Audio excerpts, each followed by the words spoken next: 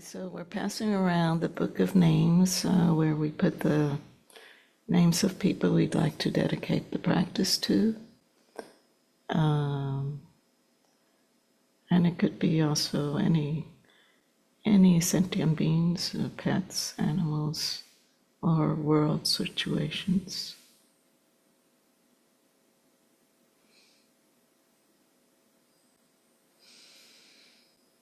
Let's see if anyone joins us on Zoom. But if you're on YouTube, you can put the names in the chat, and we'll pick up those names later and put it in the Book of Names. So at the end, we read the names, and it's our way of sharing whatever good blessings we receive from doing the practice. We share it with others that are in need.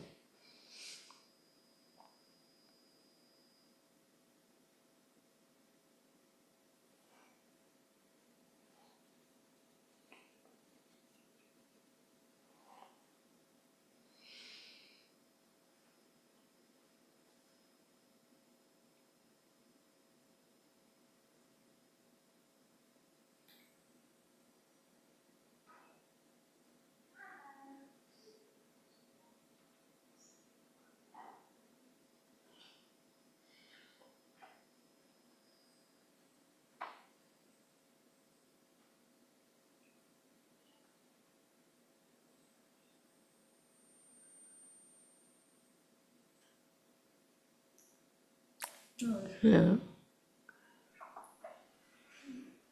Oh, Harvey. Is that Harvey? It is Harvey.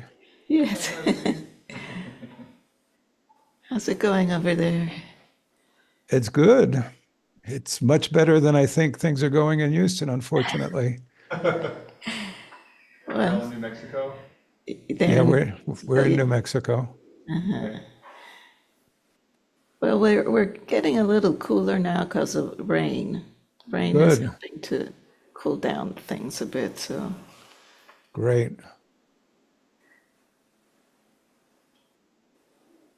Rain, but not too much rain. Not too much. No, it's not flooding or anything. But, it's been 80 degrees miraculously Yes. in July.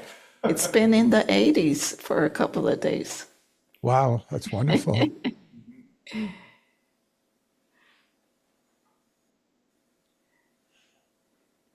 Okay, we'll wait a couple more minutes.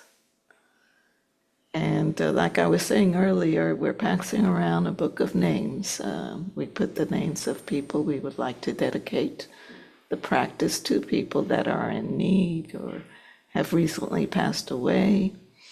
And it could also be animals, pets, any sentient beings, and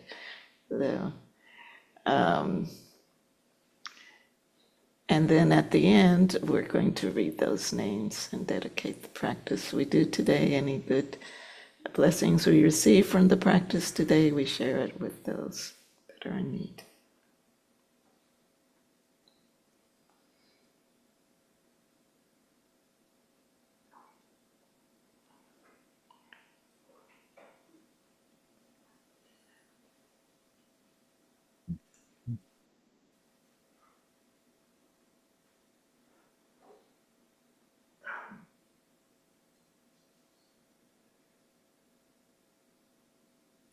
Those that are at a distance can put the names in the chat, and we'll read them. We'll gather them in the book.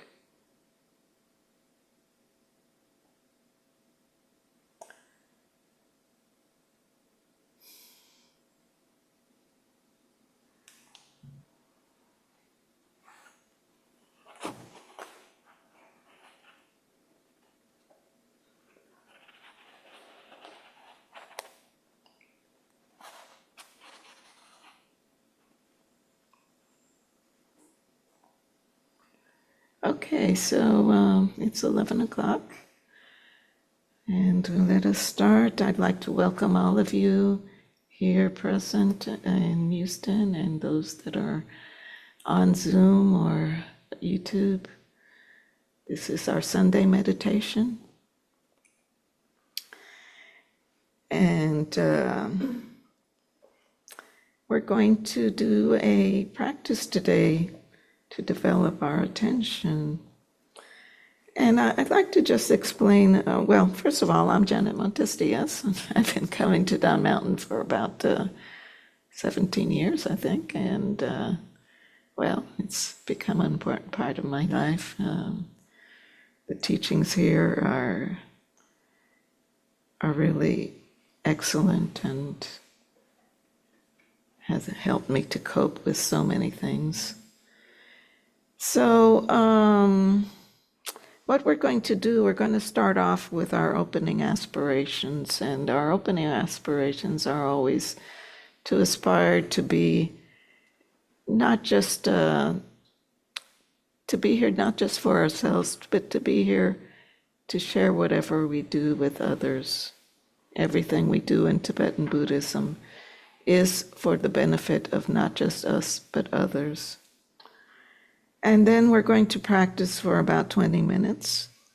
We'll have a short break, and we'll read another chapter from the book of Comfortable with Uncertainty with Pema Chodron. Then we will have a closing meditation. We'll read the Book of Names. We'll do the dedication and awe practice. And for those of us that are here, we'll just spend a little time together to socialize. So let's start with the opening aspirations. We already have it on the screen. Does everyone have this sheet? There's some new people that are here. Okay. Okay, so where it says aspirations, may all beings always have happiness and its causes. May all beings always be free of pain and its causes. May all beings always be pain-free and live happily. May no beings ever cling to those near, those far, those far. For as long as space abides, as long as the world remains, just so long may I be there, resolving all beings' pain. So we're going to do the practice. Part of the practice that we're going to do was given to us by Atsum Pelo Rinpoche, which is one of our leading lamas. He actually is a lama from Tibet. He resides in Tibet. He travels through China and gives many teachings. He's been here in Houston in years past, and hopefully when the political situation changes in China, he may be able to come again. Anyway, the part of practice that he gave us is the hung practice, and I'll be explaining that later in the practice, in the meditation. So why do we practice, and what is the purpose of our practice? It's really, first of all, as I already told you, it's to benefit ourselves and others. It's to let go of whatever is holding us back. And it's to get a sense of the essence of wisdom. And basically, we want to develop our attention. We want to be mindful, and we want to be at ease. And as we are at ease, we can rest in expanded openness. So how do we get around to doing this? First, we're going to settle. And when we settle, we always do it using 3 pillars, what we call our 3 pillars. So just take a moment to sense the contact of your seat on the cushion or on the chair. And feel that you're getting all the support necessary from that contact. Feel that the support is coming from the very center of the earth. The ground itself is supporting you. And we know that we can relax because we have this support. The second pillar is our skeletal structure. Whether you're sitting on a cushion or a chair, feel that the skeleton itself is giving you support, especially the spine. The spine, we want that spine to be straight, but in a natural way, the natural S curve of the spine. And feel that you're getting support from your shoulders. Feel that you can relax all the muscles in your body because your skeletal structure is giving you all the support you need. You can rest your hands on your thighs. Keep your mouth slightly open just to relax all these muscles right here. And we also like to keep our eyes slightly open. I'll explain a little bit later. Now, our third pillar is what we call the central channel. And this is a channel where energy runs through your body. And one of the purposes why we want to have our spine straight is that we want the energy that starts in a center of energy that is in our belly area, 3 finger width below the navel and 3 finger widths deep. Within that area there, we call, or the Tibetans call it the do. And from here, energy will flow freely up the spine, up to the very top of your head. So we want to keep that channel open and just sense that it's there, that we have a flow of energy there from your belly to the top of the head. So I was saying it earlier, in our lineage, we like to meditate with our eyes slightly open. And one of the reasons we do this is to develop mindfulness. We're here to develop our mindfulness, our attention. And as we go through our daily lives with our eyes open, we want to be able to keep that in mind. Now, if you find this too distracting, it's fine to close your eyes, but once in a while, you can try opening and just keep a gentle gaze in front of you without actually looking at anything. So just relax. Feel those 3 pillars.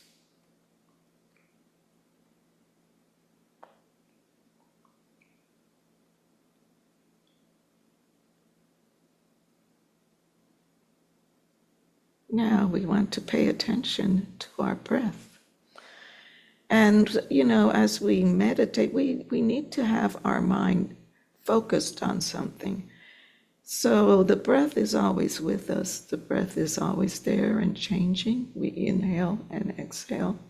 And that's why in Buddhism and Tibetan meditation, we use the breath just to keep us focused, just to keep us in the present moment, just to be with ourselves.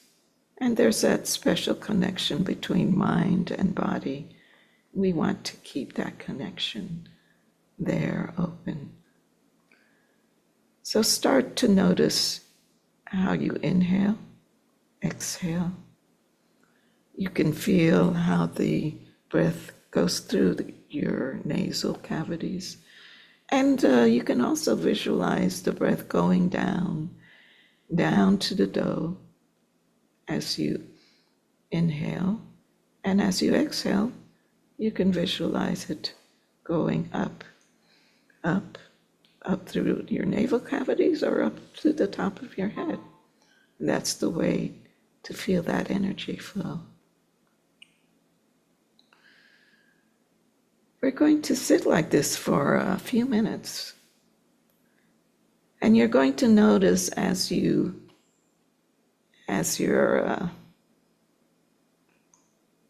noticing your breath, once in a while your mind is going to wander. And it's natural. It's natural for the mind to wander. It's natural for thoughts to come up. What we're going to do whenever we see a thought come up and we realize that we've lost our attention on our breath, we just gently go back to the breath. And go back to the breath as many times as necessary.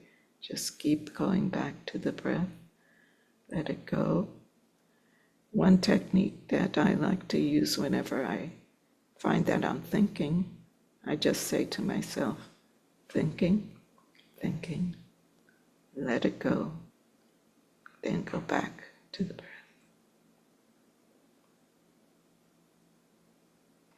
So let us start.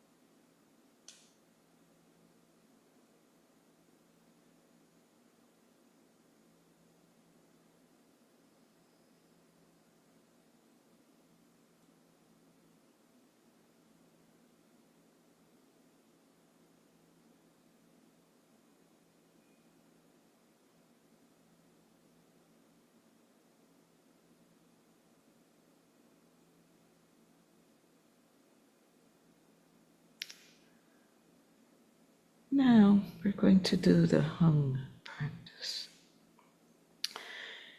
And the way we do this practice is by chanting the syllable, a sacred syllable in Tibetan Buddhism called hung.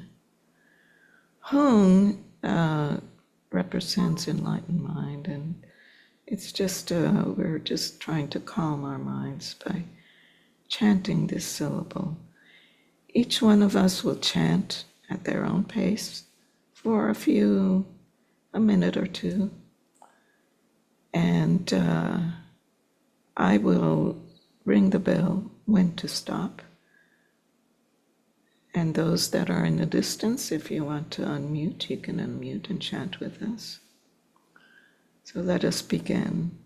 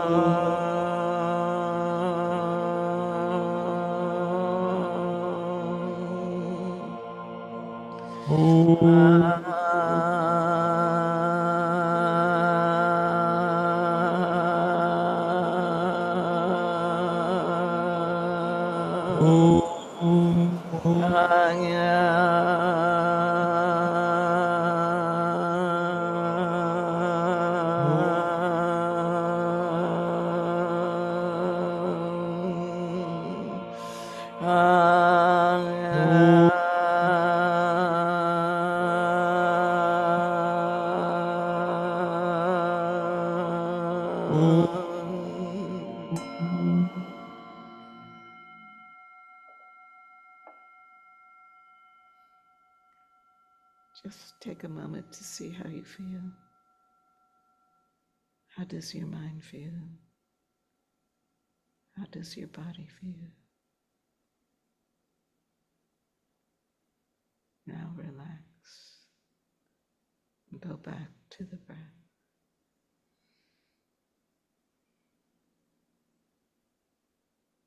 Relax.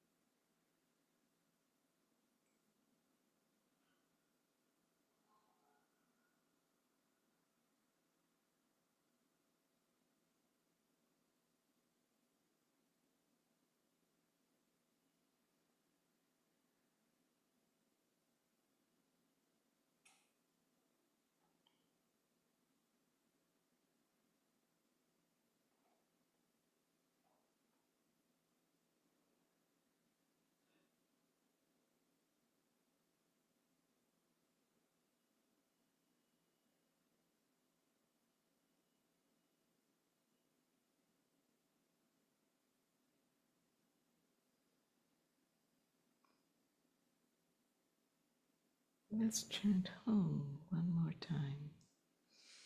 And feel as the vibrations go through your body. Just feel those vibrations of the sound.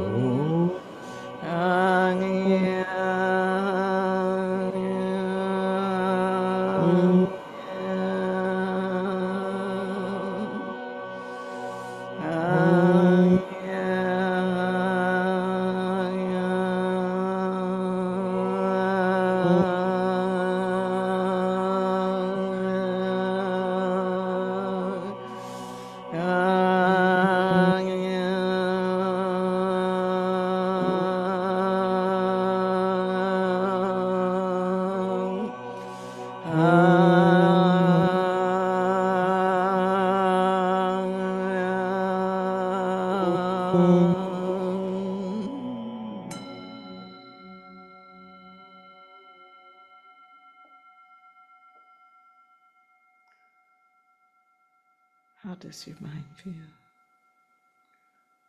How does your body feel?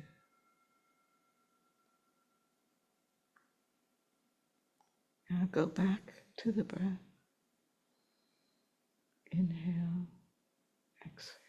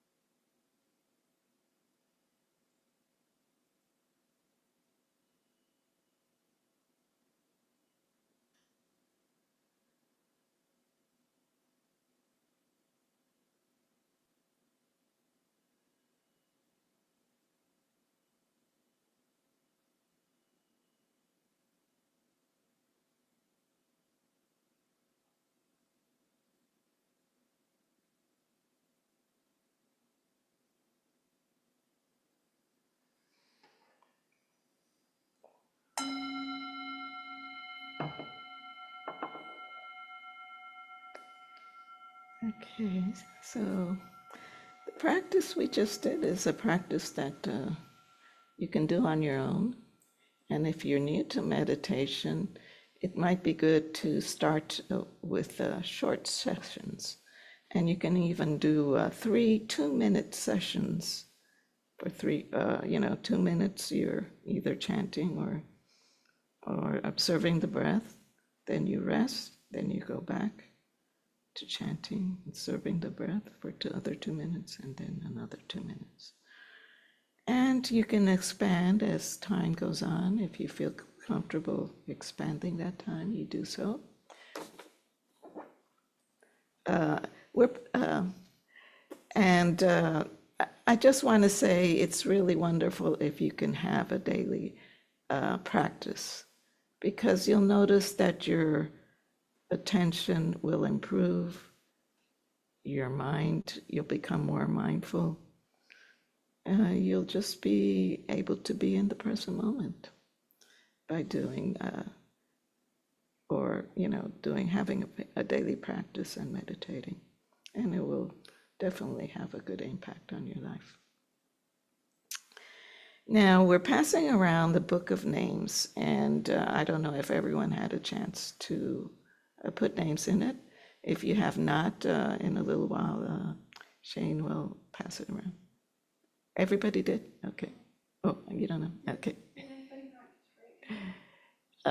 In the book, we put the names of people that we want to dedicate this practice to. It could be people that are in need, people that need prayers, people that have recently passed away. And then we dedicated at the end of our practice today, we're going to dedicate all the good blessings we received in doing this practice, we dedicate it to them. And it's part of what I was saying earlier in Tibetan Buddhism. Everything we do is not just for ourselves, it's for others. And now I'm going to read a chapter from the book we've been reading for a few months called Comfortable with Uncertainty. This is from Pema Chodron. She is a very well-known American Buddhist, and she has done many retreats and books, written many books. And this book just have short chapters on some of her teachings. So today's chapter is on nowness. And by nowness, we mean being in the moment and mindfulness. So it says here, there was once a lady who was arrogant and proud. Determined to attain enlightenment, she asked all the authorities how to go about it. And she was told, well, if you climb to the top of this very high mountain, you'll find a cave there. Sitting inside that cave will be a wise old woman, and she will tell you. Having endured great hardships, the lady finally found the cave. Sure enough, sitting there was a gentle, spiritual-looking old woman in white clothing, who smiled beatifically. Overcome with awe and respect, the lady prostrated to the feet of this woman and said, I want to attain enlightenment. Show me how. And the wise woman looked at her and asked sweetly, are you sure you want to attain enlightenment? And the woman said, yes, of course, I'm sure. Whereupon the smiling woman turned into a demon and stood brandishing a great big stick and started chasing her, saying, now, now, now. For the rest of her life, the lady could never get away from the demon who was always saying, now.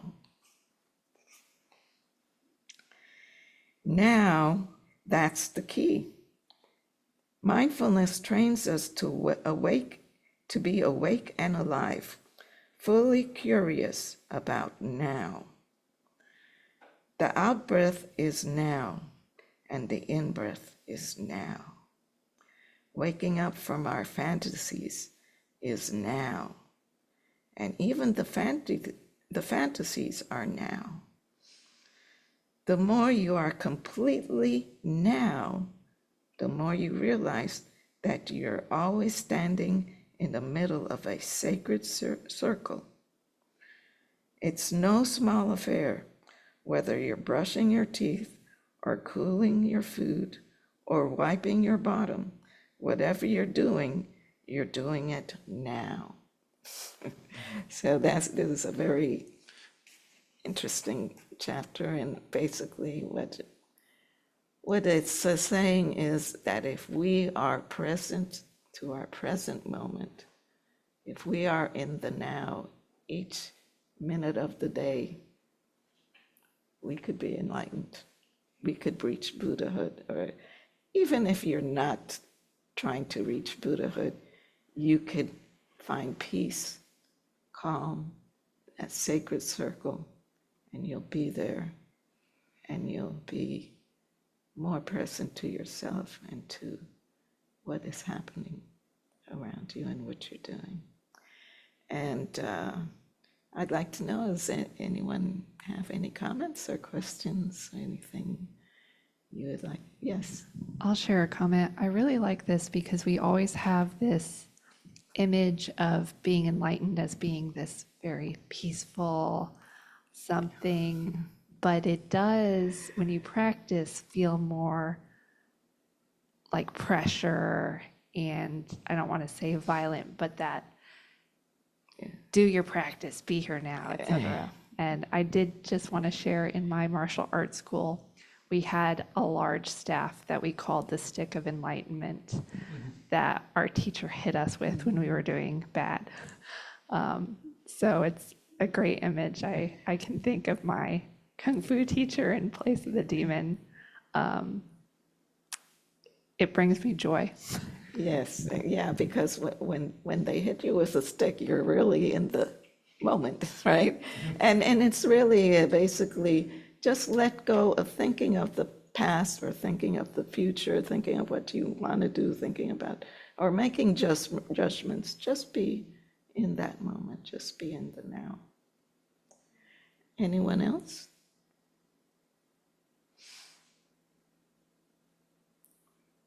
Yes. Okay, Gabriel?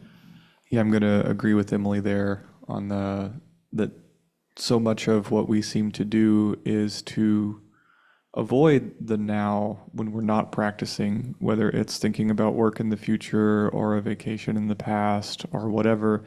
And we're not comfortable being in the now as it is. You know, some people, they'll set up a beautiful scenario like a cruise or something so they can be in the now because it's the safe now. And okay, now it's safe to be in the now. But so many times there's a sensation before practice that the now is not a safe place to be sometimes. So hence this demon that shows up. And so I think practice is so helpful because it does show you that when you're really in the now with all of its reality and detail and sensations, that's really where it happens, just like the chapter is saying. But and I do think that practice does help you kind of just be okay with that demon being there your whole life instead of feeling like you have to take breaks from it because it's just there, just like the sun is. So it's that's where I'm getting from it today, because the now can be intense. So sit with the intensity. Thank you. Anyone else?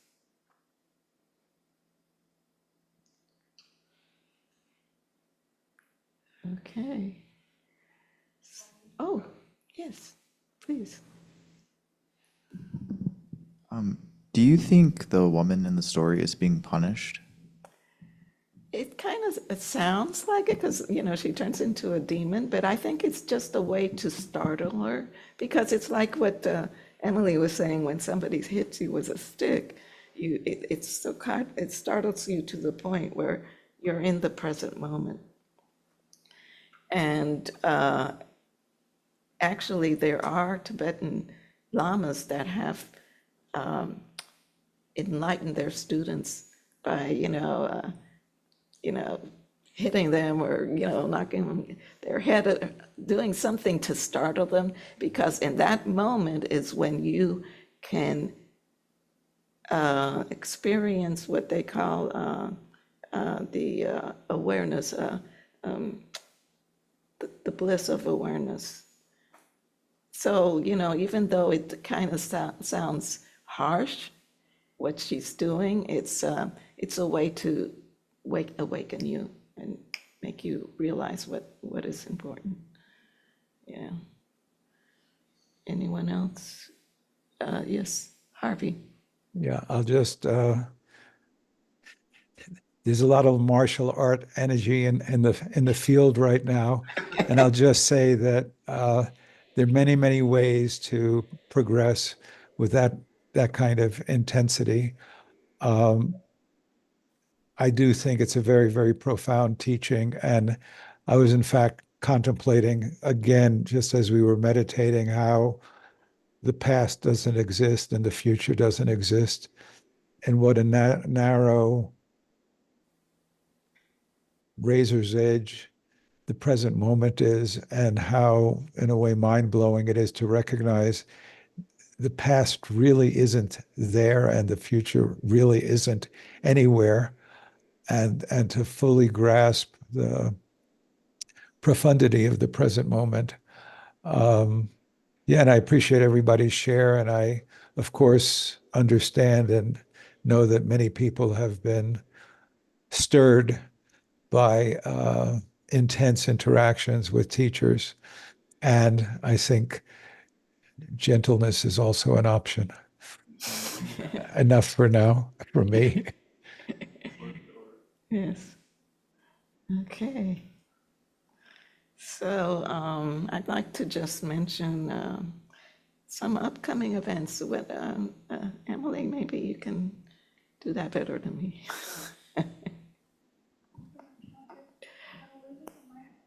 Okay.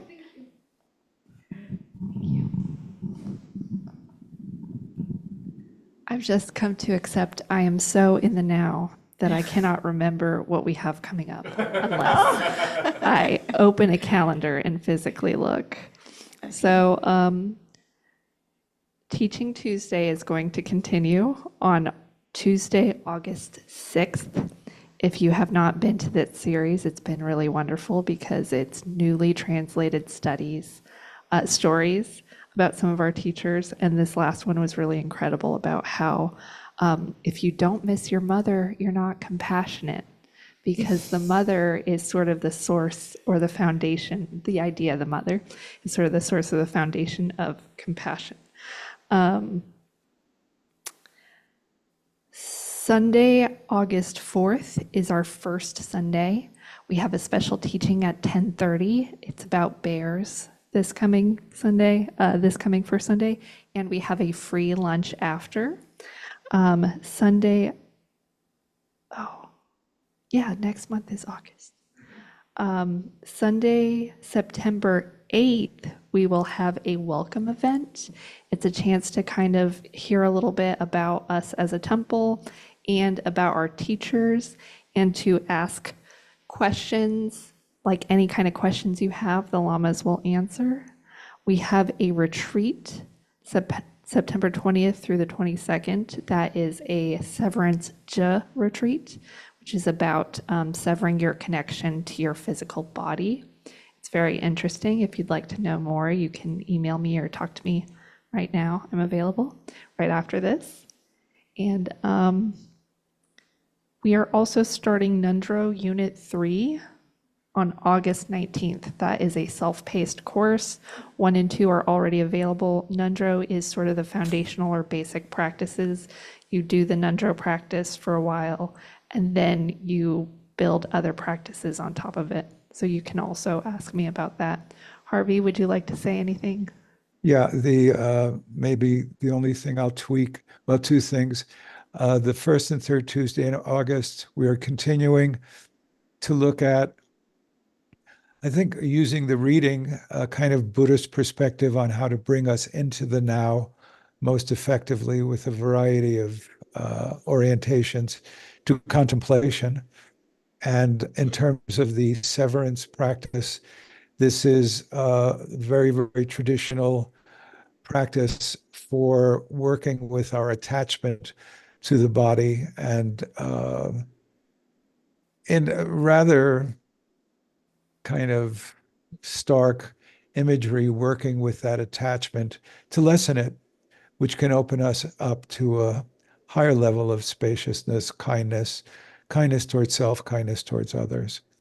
So that's the retreat, and encourage you for the first and third Tuesdays. And if you don't know much about Dawn Mountain, please do come to our welcome event. It's a great opportunity to learn more about myself and Lama Rigdson, my partner and co-founder and resident teacher, and hearing about our programs. And we'd look forward to seeing you all at that time. Okay, thank you. All right, I'd just like to mention that, everything we do here, we do because of the kindness, the generosity of everyone that comes here. And we do have opportunities to leave a donation if you would feel inclined to do so. And I believe at the entrance, right, there's a little box, and then we have also a QR code that you can use, or you can go to our website and leave a donation. Okay, so let's just go back and do our closing meditation. So our closing meditation is basically, we're just going to meditate just a little bit more, the same way we did at the beginning. Let's start with our 3 pillars. Feel the seat, the cushion, the chair, and know that the ground, the very earth itself, is giving you all the support you need to be able to relax, to be at peace. Then feel your skeletal structure. Feel that the spine is giving you all the support you need to keep you straight. Feel that you can relax all the muscles of your body and just relax. Be at ease. Feel the central channel that is going through that spine, close to the spine, from the belly area up to the top of your head, and let that energy flow freely. Let it just be there. Feel that sense of it. Now observe the breath. We'll observe the breath for a couple of minutes.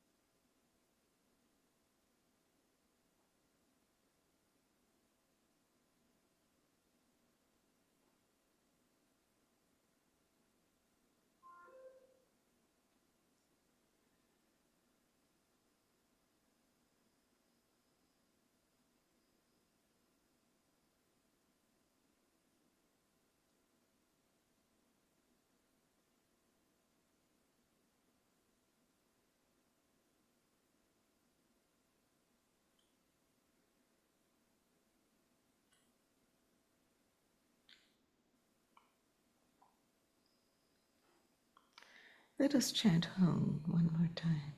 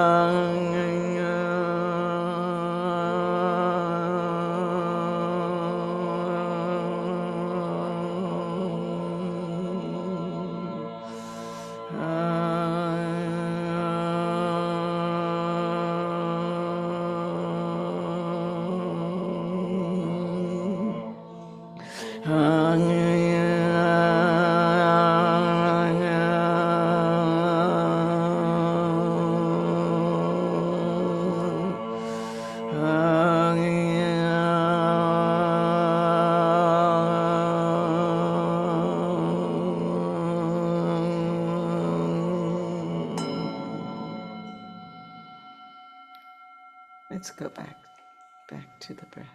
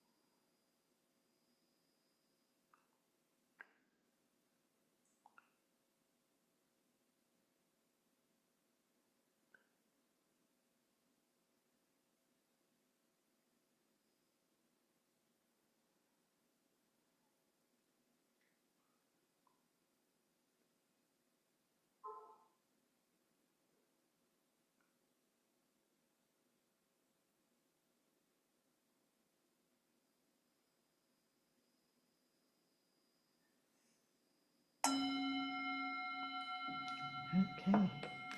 So now, going to read the Book of Names. So today, we are dedicating all the goodness, all the blessings we receive from doing this practice to Victor Perez in the Bardo, Jeffrey Hopkins in the Bardo, the Camachos, Monica, Jose, Andrew, Ben, Beata, I'm not sure, Jeff, Brad, Toby, Gary, Gaza, Bobby and Melissa, Cindy, Vicky, Keith, Susan, Michael, Astrid, Marco, Danielle, Audrey, William, Ari and family, Minerva, Jose, Aaron, Angel and Shannon, Sylvia, Rolando, Nathaniel, Emma, Noah, Penny Lee, Oak, Kira, Zach, Jean, Era, Anna Sullivan, Egypt, Jeffrey Hopkins and Bardo, Wells, Westlake, Rosalie Hyde, Michelle Hunter, Annie P.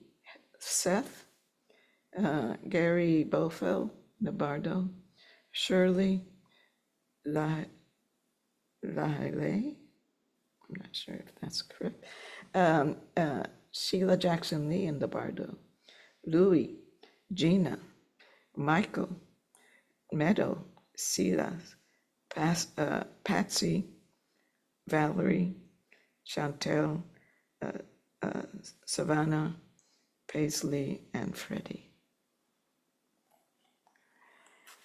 So we're going to do our closing prayers, sharing the merit and the blessing. So the closing prayer, okay. By this good may I swiftly once become a great guru, lead all beings, everyone, to reach to that very ground. And the blessing. With all of you in mind, we light this lamp of clarity. May the glow of love, wisdom shine within us, everyone, till we all rise forth born in one enlightened mandala. And we always close with the practice, and what we're going to do is we chant another sacred syllable, which is the syllable ah. This syllable is, the color is usually presented as white, and usually when we do this practice, we kind of visualize an orb of white light within us. And as we chant, this white light goes throughout the universe, actually throughout this room, wherever you are, the country, the earth, all living beings everywhere, and all throughout the universe to all living beings. So let us chant one ah.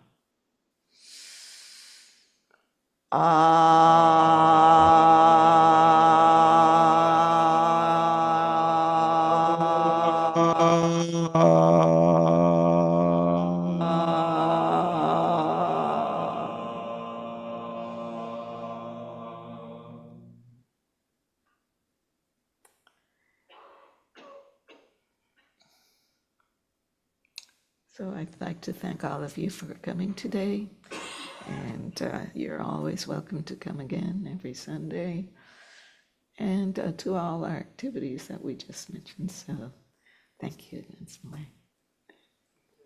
Thank you, Good Janet. to see everybody. Okay. Thank you. Thank you. Take care, everybody.